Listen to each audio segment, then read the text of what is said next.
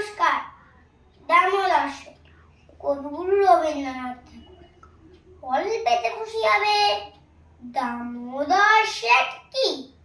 মুরগির মোয়া চাই, চাই ভাজা, আনবে কটকি জুতো, মুটকি দিয়ে জলপাইগুড়ি থেকে এনো কই জিওনো, চাঁদনিতে পাওয়া যাবে গোয়ালের পেটকি, চীনে বাজারের থেকে এনো তো গরম চা, প্রাণ ডিম চাই, চাই যে গরম চা, মনের না হয় খরচা হবে, মাথা হবে হেটকি, মনে রেখো বড় মাপে করা চাই আয়োজন, কলেবর খাটো নাই 3 মণ প্রায় ওজন, খোঁজ নিয়ে